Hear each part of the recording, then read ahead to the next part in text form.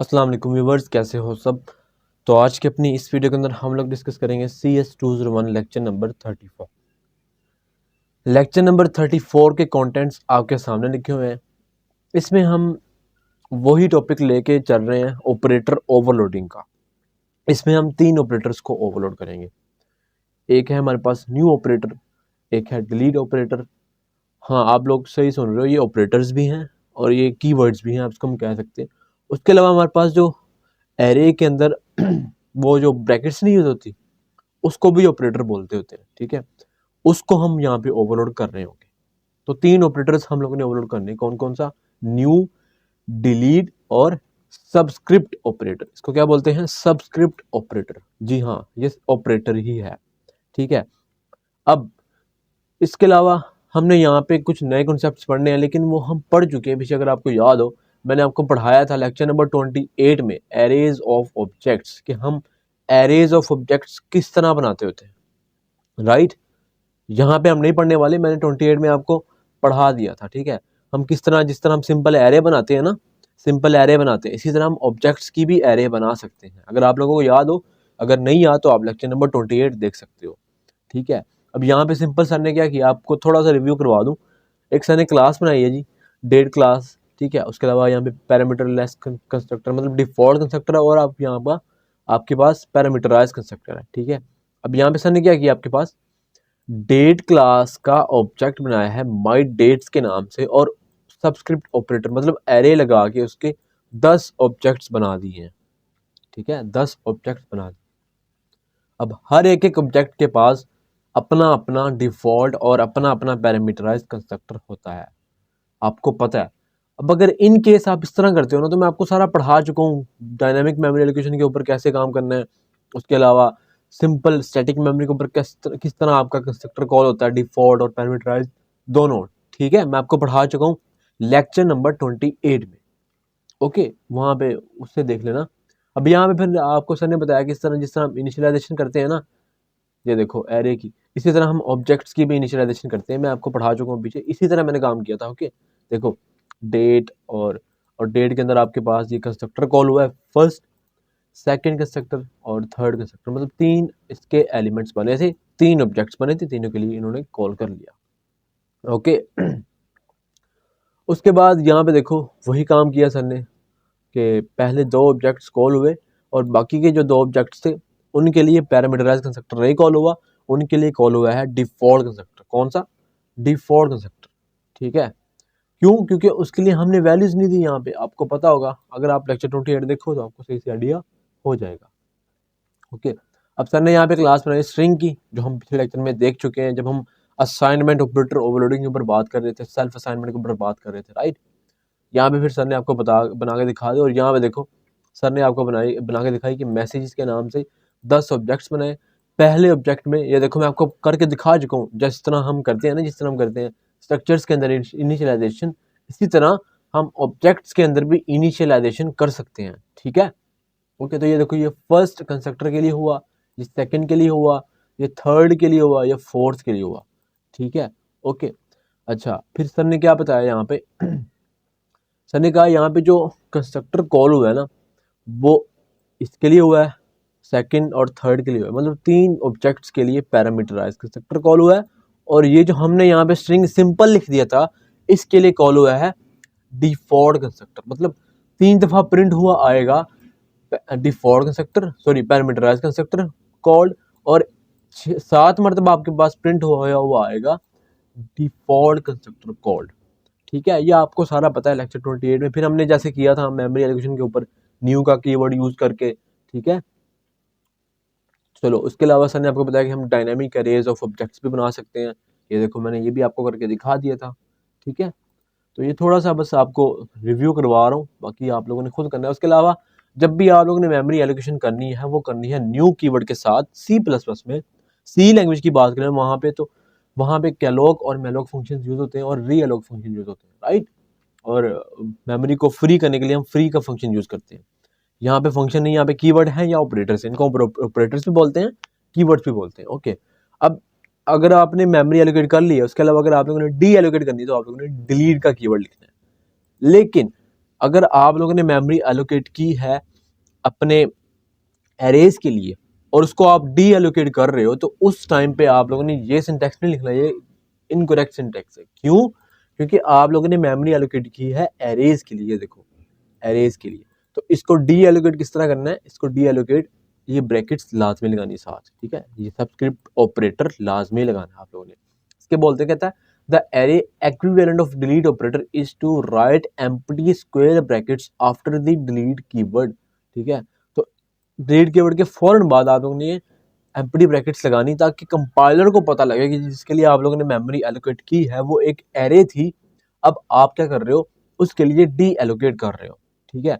तो कहता है so the correct statement is delete subscript operator text. Okay, चलो अब हम बात करते हैं operator overloading of the new and delete operators, ठीक है। तो अब यहाँ पे आप लोग खुद सोचो यार, हमने न्यू कीवर्ड के साथ ऑब्जेक्ट्स भी बनाए, हमने इनको डी एलोकेट भी किया, तो ऐसी क्या ज़रूरत है कि इनको ओवरलोड किया जा सके? वो तो ऑलरेडी ओवरलोडेड है ना, राइट। आपके माइंड में एक क्वेश्चन आना चाहिए ना कि जब हमने खुद मतलब इनको ओवरलोड किए बगैर हमने ऑब्जेक्ट्स बना लिए न्यू का भी और डिलीट कीवर्ड के ऊपर भी, लेकिन फिर भी क्या ज़रूरत है इनको ओवरलोड करने की? तो जो उसकी रीज़न है वो ये आपके सामने लिखी हुई है। कहता है one of the reasons of overloading new and delete operators can be their limited current functionality. बहुत ज़्यादा इंपॉर्टेंट आपसे ये क्वेश्चन पूछा जा सकता है फाइनल टर्म्स के अंदर। कहता है कि इनको ओवरलोड करने की सबसे बड़ी रीज़न ये होती है कि इनकी लिमिटेड फंक्शनैलिटी होती है। मतलब अब आपको आगे समझा रहा है, we allocate space on free store. Free store बोलते हैं आपकी हीप, जहाँ पे एज अ प्रोग्रामर न्यू और डिलीट कीवर्ड के साथ खुद मेमोरी एलोकेट या डी एलोकेट करता है। Okay, using the new operator for 1000 ints. For example हम एलोकेट करना चाहते हैं 1000 इंटीजर्स के लिए न्यू ऑपरेटर को यूज करते हुए मेमोरी को एलोकेट करना चाहते हैं। In case it will fail and return 0 if there is no contiguous space for 1000 ints in free store। अब क्या होता है कि अगर वो फेल हो जाती तो उस केस में ये आपको 0 रिटर्न करेगी। क्यों फेल हुई? क्योंकि अगर इन केस उसके पास कॉन्टिग्यूअस स्पेस नहीं होती थाउजेंड्स ऑफ इंटीजर्स को स्टोर करने के लिए, एलोकेट करने के लिए, तो उस केस में ये फेल हो जाएगी। अब ये कॉन्टिग्यूअस स्पेस क्या होती है? कॉन्टिग्यूअस स्पेस बोलते हैं एरेज को। वो क्या होती है? वो बोलते हैं इसको कि आपके पास ये बॉक्स है, उसके अंदर आपके पास एक के बाद एक एलिमेंट है, एक के बाद एक एलिमेंट, तो इसको बोलते हैं कॉन्टिग्यूस। मतलब कॉन्टिन्यूसली एक आपके पास मेमोरी पड़ी हुई है जिसके अंदर आप थाउजेंड्स ऑफ इंटीजर्स को स्टोर करवा सकते हो या एलोकेट करवा सकते हो। अब क्या होता है? कहता है वो आपके पास नहीं होती।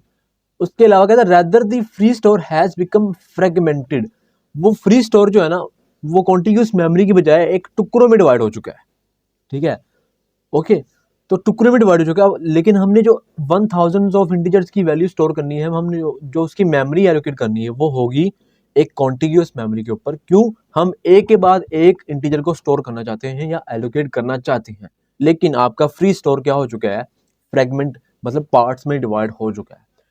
The total available memory is much more than 1000 inch. जो आपके पास अवेलेबल मेमोरी है वो 1000 इंटीजर से भी ज्यादा है, लेकिन वो किस में है? फ्रेगमेंट्स में है, पार्ट्स में है। ओके, वहां पे contiguous segment for of at least 1000 integers नहीं है, ठीक है। फॉर एग्जांपल यहाँ पे कहता है आपके पास मेमोरी तो है, काफी ज्यादा मेमोरी है हीप के ऊपर, लेकिन इस तरह की मेमोरी जिस तरह आपको मैं बना के दिखा चुका हूँ, इस तरह की मेमोरी अवेलेबल नहीं है।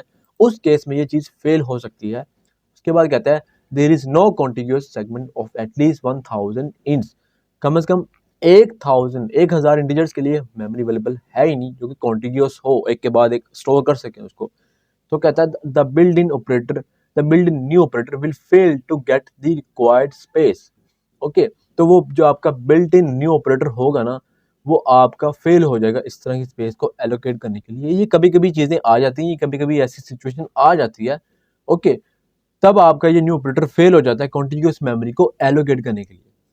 उसके बाद कहता है but we can overload our own new operator to defragment the memory to get the at least 1000 ints space. तो हम क्या कर सकते हैं? अपना न्यू ऑपरेटर खुद ओवरलोड कर सकते हैं, जिसमें हम इसको डीफ्रेगमेंट कर लें, मतलब इसको दोबारा कॉन्टिग्यूस मेमोरी बना सके।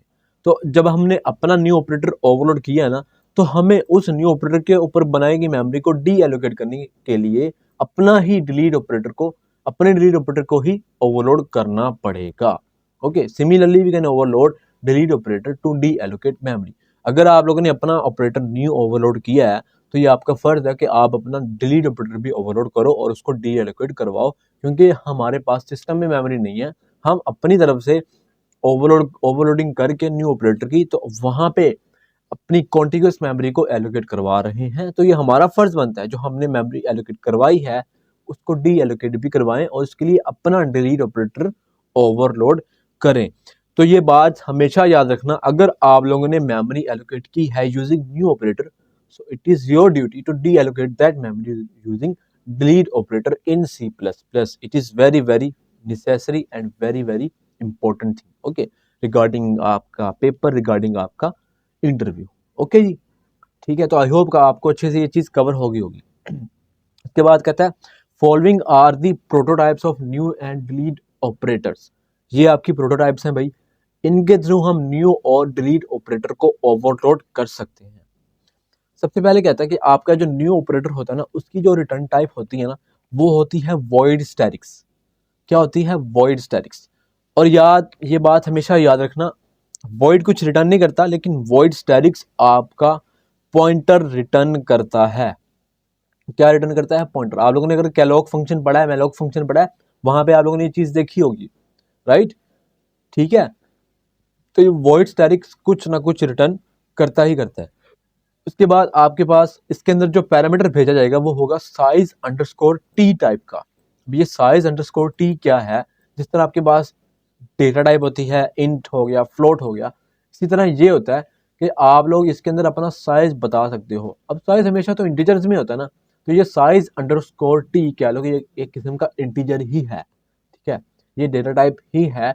इसके अकॉर्डिंगली ही हम यहाँ पे इसको साइज देंगे। जिस तरह हम यहाँ पे इंट लिखते हैं ना, इंट लिख के हमने यहाँ पे वेरिएबल का नाम लिख दिया, इसी तरह यहाँ पे लिखा हुआ है साइज अंडरस्कोर टी और यहाँ पे वेरिएबल का नाम साइज लिखा हुआ है, ठीक है, ओके। उसके बाद हमारे पास जो डिलीट ऑपरेटर की आपके पास सिंटैक्स है वो ये है, उसकी जो रिटर्न टाइप है वो है वॉइड, और हमारे पास ऑपरेटर कीवर्ड और ऑपरेटर सिंबल, ठीक है। उसके बाद हमने इसके अंदर जो पैरामीटर भेजना है वो आपका वॉइड स्टैटिक्स टाइप का पॉइंटर होगा। इसके अंदर आपके रिटर्न टाइप वॉइड स्टैटिक है, इसके अंदर आपका void statics pointer as a parameter है, ओके। उसके बाद कहता था new operator returns a void static besides accepting a parameter of whole numbers size T, और साइज टी किसके अंदर होगा? होल नंबर्स के अंदर, 0 1 2 3 4, ओके। अब कहता है इसके अंदर हम we may use malloc calloc function for memory allocation and write some memory blocks initialization code, ठीक है। अब आपको कोड करके दिखाता हूँ। यहाँ पे आप लोग ऑपरेटर्स को ओवरलोड कर सकते हो दो तरीके के अंदर, दो स्टेजेस के ऊपर। As a non member function, मतलब आप लोग सिंपल एक फंक्शन बना के इसको ओवरलोड कर लो, और एज अ मेंबर फंक्शन मतलब आप इसको क्लास के अंदर ही ओवरलोड करो, ठीक है। तो चलो सबसे पहले हम as a non member function use करते हैं। आपको पता है ऑपरेटर ओवरलोडिंग का सिंटैक्स क्या है? सबसे पहले रिटर्न टाइप, तो मैंने न्यू ऑपरेटर को ओवरलोड करना है, वॉइड, उसकी जो रिटर्न टाइप है स्टैटिक्स, फिर हमारे पास ऑपरेटर कीवर्ड, ठीक है, फिर हमारे पास ऑपरेटर सिंबल जिसको हमने ओवरलोड करना है, मेरे पास क्या है? न्यू ऑपरेटर है, ठीक है। और इसके अंदर मैं जो डेटा टाइप भेजूंगा वो होगी साइज अंडरस्कोर टी। अभी उसके बाद मैं इसके वेरिएबल का नाम लिखूंगा, पैरामीटर का नाम साइज। अब ये कुछ इस तरह समझ लीजिए, कुछ इस तरह लिखा हुआ है, ठीक है, इंट, जिस तरह इंट लिखना इसी तरह लिखा हुआ है, लेकिन साइज अंडरस्कोर टी आपका कन्वेंशंस को फॉलो करते हैं, तो हम हमेशा इसके अंदर यही चीज यूज करेंगे, ठीक है। और इसमें आप दो चीज कर सकते हो, दो चीजें कर सकते हो। सबसे पहली चीज क्या है? अब या तो लिख लो वॉइड स्टैटिक्स, ठीक है, पीटीआर लिखो और मेमोरी एलोकेट करवा दो। किस तरह? कोलन कोलन ऑपरेटर न्यू, और न्यू के अंदर हमने ये वाला साइज भेज देना है, ठीक है। तो ये अब क्या हुआ, आप लोगों ने ऑपरेटर ओवरलोड कर लिया। अब आपके पास मेमोरी के ऊपर, हीप के ऊपर आपके पास अगर कॉन्टिन्यूस मेमोरी अवेलेबल नहीं भी है ना, तो आप अपनी मेमोरी एलोकेट करवा सकते हो। और फिर मैंने यहाँ पे रिटर्न करवा देना है, जी हाँ, रिटर्न करवा देना है पीटीआर को। तो हमेशा बात याद रखना, ये पॉइंटर रिटर्न करता है। सिंपल अगर आप लोग यहाँ पे वॉइड लिखते हो, यहाँ पे एरर है, ठीक है, ये कुछ भी रिटर्न नहीं करता, लेकिन अगर void static लिख दो तो ये हमेशा सक्सेसफुली रन हो जाता है, ठीक है, कुछ ना कुछ आपको रिटर्न करता ही होता है। ओके, उसके अलावा हमने जो ऑपरेटर ओवरलोड करना है वो है डिलीट ऑपरेटर, void मैंने कहा ऑपरेटर।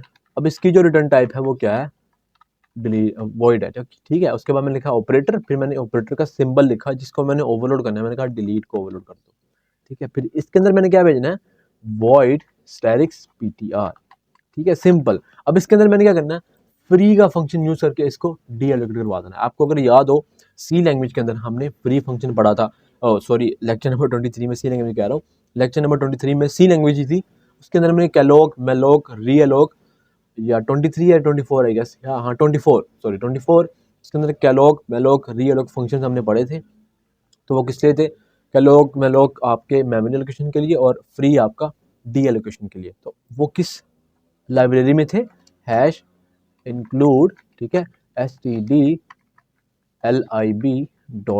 ठीक है। तो यहाँ पे मैं क्या करता हूँ, फ्री कर दूंगा इस ptr को जो मैंने यहाँ पे भेजा हुआ है, ठीक है, सिंपल। अब आपका काम हो चुका है। अब आप लोग यहाँ पे अपनी तरफ से जैसे आप सिंपल मेमोरी एलोकेशन करते हो, मैंने कहा int statics ptr is equal to new int, ठीक है। अब ये आपकी मेमोरी एलोकेशन आपको अलाउ कर रहा है, ठीक है। अब आपके पास फॉर एग्जांपल मेमोरी के अंदर कुछ नहीं भी है ना, तो ये आपको अलाउ करेगा, ठीक है, ओके। अब ये ऐसा क्यों कर रहा है आपको बताता हूँ, ठीक है। अब ये मेमोरी एलोकेट हो चुकी है इंटीजर पॉइंटर के लिए।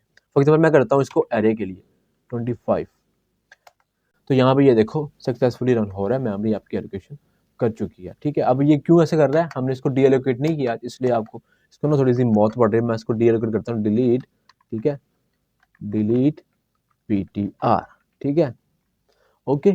तो एलोकेट करना है अपनी तरफ से, तो इसको डी एलोकेट भी करना ही करना है, ठीक है,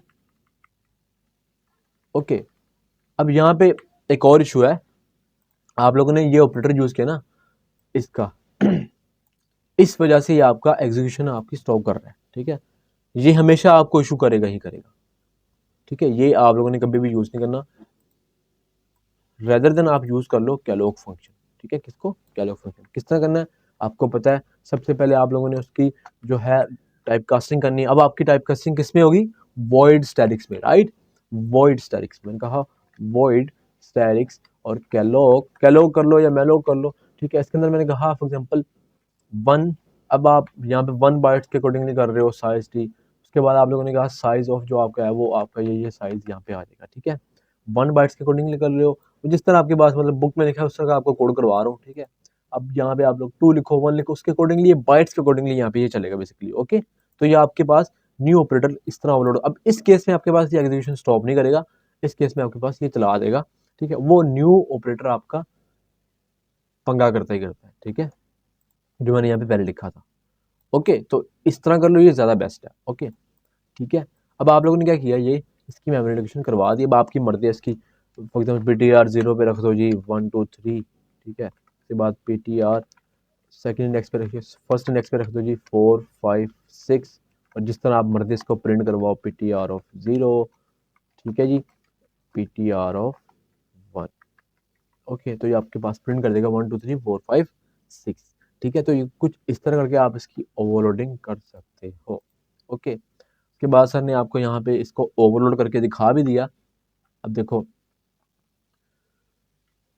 अब यहाँ पे अगर हम इसको as a member function, as a constructor use करते हैं, कंस्ट्रक्टर के अंदर यूज करते हैं, तो ये आपके सामने बहुत ज़्यादा इंपॉर्टेंट क्विज आ चुका है जो आपसे पूछा जा सकता है। सबसे पहले कहता है, for new operator memory block is allocated first before calling the constructor. New operator के लिए सबसे पहले मेमोरी एलोकेट होती है, फिर कंस्ट्रक्टर कॉल होता है। लेकिन for delete operator destructor for the object is called first and then memory block is deallocated. दोबारा बात सुन लो, गौर से सुन लो।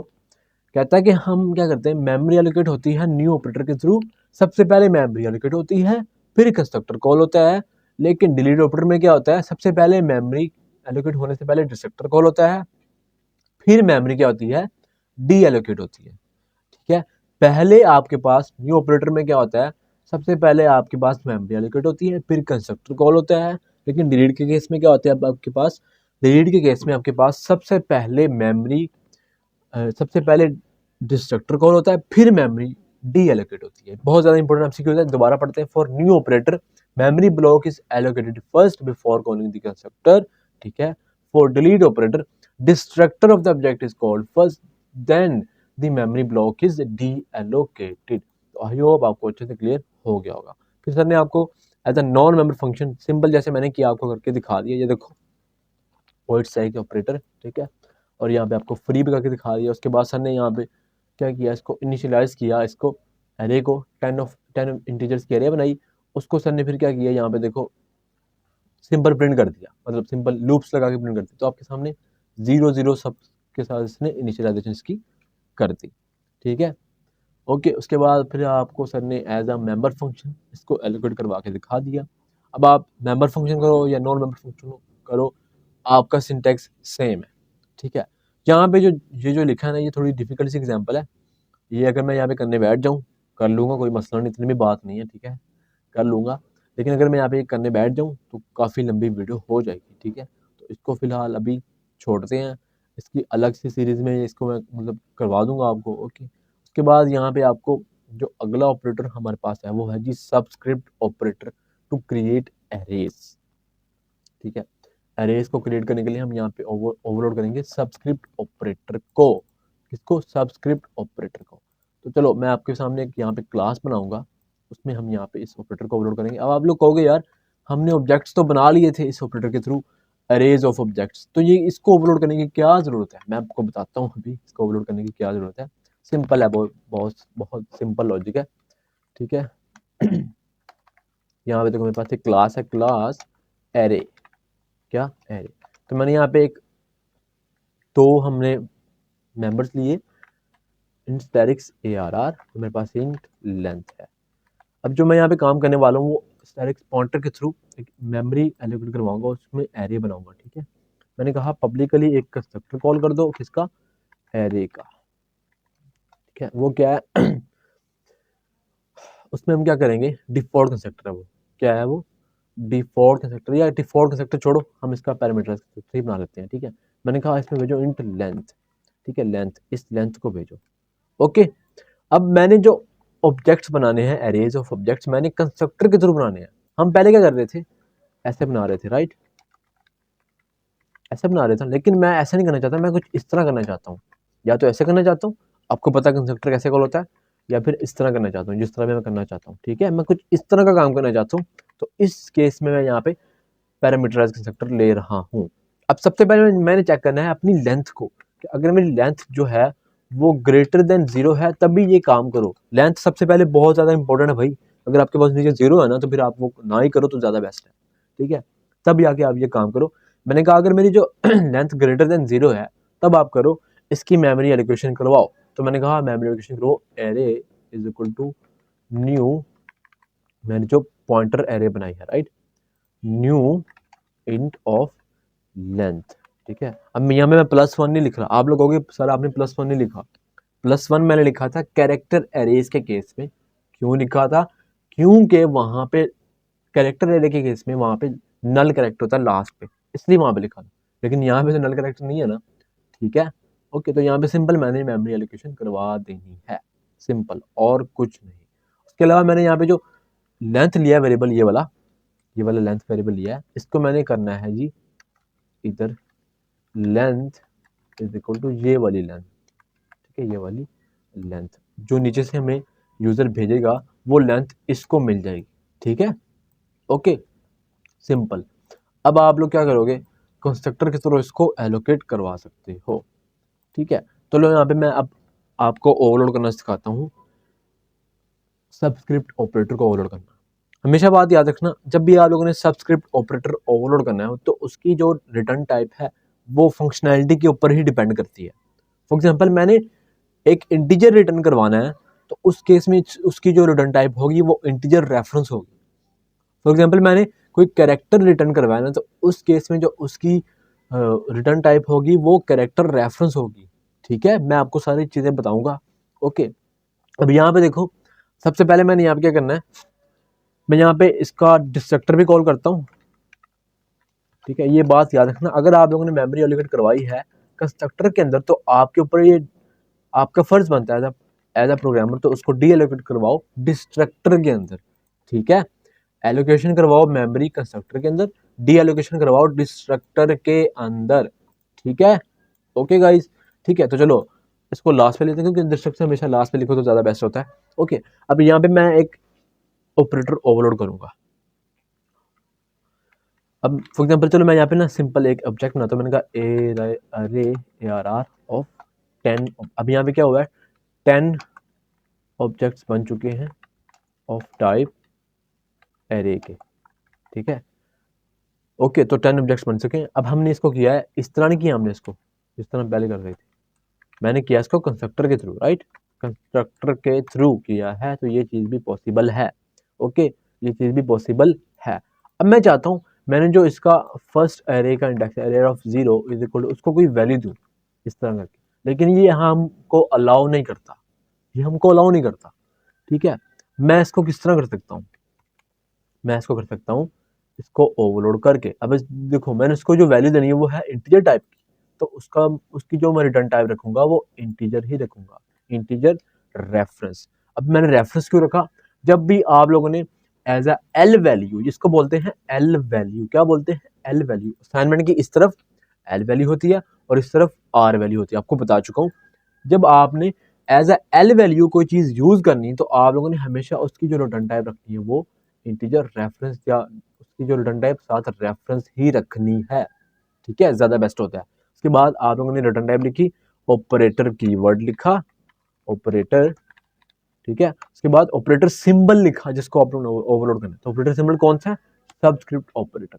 और फिर हमारे पास ये ब्रैकेट्स आती हैं और इस ब्रैकेट्स के अंदर हमेशा एक ही पैरामीटर आता है। ठीक है, एक ही पैरामीटर आता है और इस ऑपरेटर को हमेशा आप लोगों ने एज अ मेंबर फंक्शन ही ओवरलोड करना है। आप लोगों ने as a non member function overload नहीं करना, फ्रेंड लगा के सारा कुछ करके। क्यों, क्योंकि इसके अंदर एक ही पैरामीटर आता है, वो होता है इंटीजर टाइप का। ठीक है, क्या होता है इंटीजर टाइप का, क्योंकि जब आप लोग देखते हो यहाँ पे हमेशा इस ऑब्जेक्ट इस वाले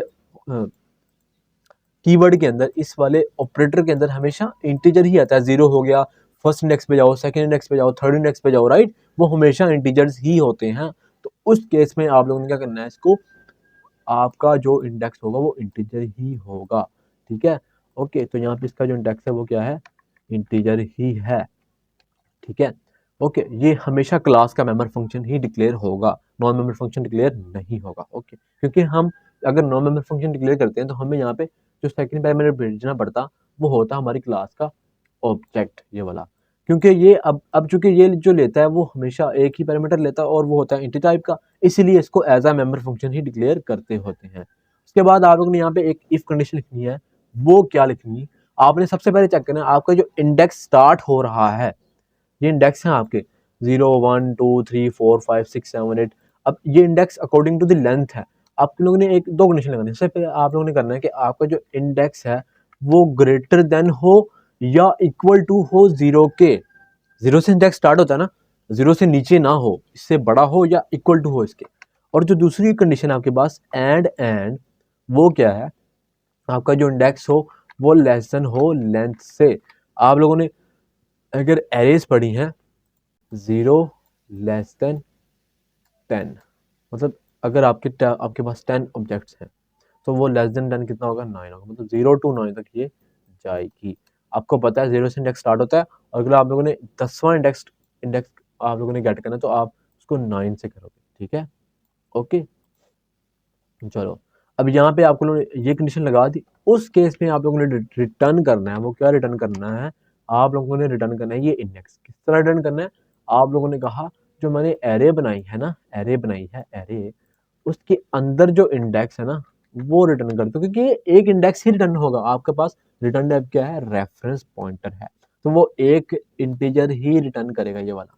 ओके, अगर नहीं हुआ तो आप लोगों ने एल्स कंडीशन लगा के यहाँ पे आप लोगों ने कोई और वैल्यू रिटर्न करवा देनी है। वो क्या है, अब हमेशा बात याद रखना, मैं आपको बता चुका हूँ कि अगर आप लोग यूज करते हो इंटीजर रेफरेंस पॉइंटर तो उस केस में आप लोग क्या करते हो, स्टैटिक को ही रिटर्न करवाते हो। अगर आपको याद हो, इस तरह रन करता हूँ तो आपके पास वार्निंग के साथ चलेगा या सिंपल चल भी जाएगा लेकिन कुछ इश्यूज करेगा बाद में, ठीक है। अब देखो फॉर एग्जांपल मैंने यहाँ पे इसको यूज़ करता हूँ ना, फॉर एग्जांपल यहाँ पे ये अब चल जाएगा, ठीक है। ओके, अब ये वार्निंग्स आ रही हैं आपके पास, वो क्या है कि आप लोगों ने कंट्रोल दिया है नॉन वॉइड को, मतलब कुछ रिटर्न नहीं किया आप लोगों ने। तो हमेशा आप लोगों को अगर रिटर्न करवाना है एज अ रेफरेंस कुछ, तो वो कुछ स्टैटिक रिटर्न करवाना है। आपको अगर याद हो स्टैटिक इंट, ठीक है, इंट, और वो डमी वैल्यू को रिटर्न करवानी, डमी इज इक्वल टू 0। तो मैंने कहा अगर रिटर्न ये नहीं होता तो आप लोग रिटर्न करवा दो सिंपल, यहाँ पे इस एल्स को लिखने की जरूरत नहीं है, आप रिटर्न करवा दो डमी वैल्यू को, ठीक है। अगर आप लोग यहाँ पे 0 रिटर्न करवाते तो उस केस में क्या होता है, तो यहाँ पे एरर आता होता है। क्यों? क्योंकि हमेशा ये कुछ रेफरेंस रिटर्न करता है, और वो अगर आप लोगों ने एज अ लोकल फंक्शन के अंदर यूज किया तो वहाँ पे आप लोग हमेशा स्टैटिक कीवर्ड के साथ डिफॉल्ट, आप कुछ रिटर्न करवाना चाहते हो तो स्टैटिक कीवर्ड के साथ ही रिटर्न करवाओगे, तब जाके ये चलेगा, ठीक है। ओके, अब ये क्या हो चुका है, अब ये आपका इंडेक्स 0 एक इंटीजर टाइप का है, तो हम इसको सी आउट भी करवा सकते हैं, ठीक है। ओके, सी आउट भी करवा सकते हैं, ओके, ठीक है। सिंपल सी आउट करवाओ तो आपके पास वैल्यू आ जाएगी, ये देखो 1 2 3 फॉर एग्जाम्पल। अब मैं इसको वैल्यू दूंगा एक सिंपल लूप के थ्रू, मैंने कहा integer i is equal to 0, i less than 10 plus plus i, मैंने कहा A R R of i, ठीक है, इज इक्वल टू रख दो आई में, और मैंने एक और लूप लगाई। अब ये इसको इनिशियलाइजेशन हो चुकी है। सबसे पहले यहाँ पे आपके पास आई क्या आएगा, 1 0 आएगा, फिर 1 2 3 4 5 6 7 8 और लेस देन 10 है तो 9 तक जाएगा, ठीक है। और यहाँ पे आपके पास इंडेक्स आता जाएगा, सबसे पहले 0 फिर 1 फिर 2, ओके, ठीक है। उसके बाद मैंने कहा int I is equal to 0 और I less than 10 plus plus I, तो मैंने कहा सी आउट करवा दो। अब ये इंटीजर टाइप, इंटीजर रिटर्न करवा रहा है ना, इसकी जो मैंने रिटर्न टाइप रखी है वो क्या है, इंटीजर, तो इसलिए मैं इसको सी आउट करवा पा रहा हूँ। अब ये ना समझना कि मैं इसको ऑब्जेक्ट्स को भी हम सी आउट करवा सकते हैं, वो अलग केस है, ठीक है। मैंने उसकी जो रिटर्न टाइप रखी है वो इंटीजर टाइप है, एक रेफरेंस रिटर्न कर रही है as a L value, that's why I am returning this error of i. तो मैंने कहा एरर ऑफ आई, ठीक है, रिटर्न करवा दो इसको, ओके। तो मैं इस केस में अगर मैं इसको रन करता हूँ तो आपके पास क्या आएगा, 0 से लेकर 9 तक प्रिंट हो जाएगा, ठीक है। तो आई होप गाइज आपको ये सही से समझ आ गया होगा, ठीक है। अब अगर दूसरा केस है, अगर हम लोगों ने यहाँ पे कुछ कैरेक्टर रिटर्न करवाना तो मैं इसकी रिटर्न टाइप रखूंगा जी CHAR, ठीक है। अगर मैंने कुछ स्ट्रिंग रिटर्न करना तो मैं इसकी रिटर्न टाइप रखूंगा स्ट्रिंग, अगर मैंने कुछ यहाँ पे फ्लोट मतलब फ्लोट रखूंगा, ठीक है। तो हमारे ऊपर डिपेंड करता है मैं इसकी रिटर्न टाइप क्या रखना चाहता हूँ या क्या नहीं रखना चाहता, ओके। तो मैं अभी इंटीजर रिटर्न करवा रहा हूँ, इसलिए मैं यहाँ पे इसकी रिटर्न टाइप इंट रेफरेंस ही रखना, और रेफरेंस ही रखना है हमेशा, क्योंकि एल वैल्यू हमेशा रेफरेंस में ही यूज होनी चाहिए ताकि हम उसकी ओरिजिनल वैल्यू गेट कर सकें, ठीक है। ओके जी, अब यहाँ पे सर ने आपको ओवरलोड करके दिखाया है, ये देखो, ये देखो सर ने क्लास में जैसे हमने बनाई सिंपल सर ने वैसे ही किया, ये देखो, ओके।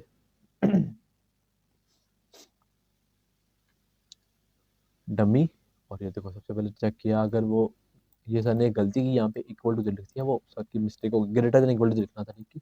और लेस देन लेंथ है तो रिटर्न करवा दो ये, एल्स आपके पास अरे इंडेक्स आउट ऑफ रेंज और रिटर्न करवा दो डमी, ठीक है। और इसको हमने डिलीट भी करवाना है, हमने डिलीट भी करवाना, हमने डिलीट करवा चुके हैं, ये देखो, ठीक है। इसको डीएलोकेट भी करवाना है हम लोगों ने, ठीक है, ओके। उसके बाद यहाँ पे सर ने मेन फंक्शन में आप जिस तरह हमने किया वैसे ही सर ने किया, ओके, ठीक है। उसके बाद कुछ टिप्स हैं, वो कहता है default constructor is defined by the C++ compiler automatically for every class that has no default constructor. अब जिस क्लास के पास डिफॉल्ट कंस्ट्रक्टर नहीं होता तो आपका कंपाइलर खुद डिफॉल्ट कंस्ट्रक्टर बना देता है। ये 26 27 में आपको सारा क्लियर हो गया होगा। Default constructor is called for each element in the अरे एलोकेटेड विद न्यू। अब जो हम न्यू ऑपरेटर के साथ ऑब्जेक्ट को एलोकेट करेंगे ना, वहां पे डिफॉल्ट कंस्ट्रक्टर कॉल हो जाएगा। उसके बाद कहता है the new operator returns void static accepts a parameter of type size underscore T. आपके पास जो वॉइड ऑपरेटर है वो क्या रिटर्न करता है, न्यू ऑपरेटर क्या रिटर्न करता है, वॉइड स्टैटिक्स रिटर्न करता है, ठीक है। और जो आपका डिलीट ऑपरेटर वो क्या रिटर्न करता है, कुछ भी रिटर्न नहीं करता, इसलिए उसकी जो रिटर्न टाइप है वो है वॉइड, ठीक है। और आपके पास ये जो पॉइंटर एक्सेप्ट करता है वो होता है void statics to block to memory block, okay, इसको डीएलोकेट करवाने के लिए, ओके। उसके बाद कहते हैं when new operator function a block of memory is allocated first and then constructor is called. बहुत ज्यादा इंपॉर्टेंट एमसीक्यूज है। जब आप न्यू ऑपरेटर के साथ मेमोरी एलोकेट करते हो तो उसमें क्या होता है, सबसे पहले मेमोरी एलोकेट होती है फिर कंस्ट्रक्टर कॉल होता है। उसके बाद कहता है when delete operator destructor of the object is called and then memory block is deallocated. Delete keyword के साथ क्या होता है, सबसे पहले आपके पास डिस्ट्रक्टर कॉल होगा, फिर मेमोरी डी एलोकेट होगी। दोबारा बता रहा हूँ, बहुत ज्यादा इंपॉर्टेंट एमसीक्यू है भाई। अगर मेमोरी एलोकेट करवानी, सबसे पहले मेमोरी एलोकेशन के टाइम के ऊपर पहले मेमोरी एलोकेट होगी, फिर कंस्ट्रक्टर कॉल होगा। अगर डी एलोकेशन है, डिस्ट्रक्टर के अंदर आप लोगों ने डिलीट किया हुआ है, तो सबसे पहले क्या होगा, मेमोरी के अंदर आपके पास डिस्ट्रक्टर पहले कॉल होगा, फिर मेमोरी डी एलोकेट होगी। ठीक है, ओके। उसके बाद कुछ टिप्स हैं, ये खुद देख लेना, हमने जो सारी कर ली है। ठीक है, तो आई होप गाइस आपको ये लेक्चर अच्छा लगा होगा। वीडियो अगर अच्छी लगे तो लाइक करना, चैनल को सब्सक्राइब करना। मिलते हैं इंशाल्लाह नेक्स्ट वीडियो के अंदर, तब तक के लिए अल्लाह हाफिज।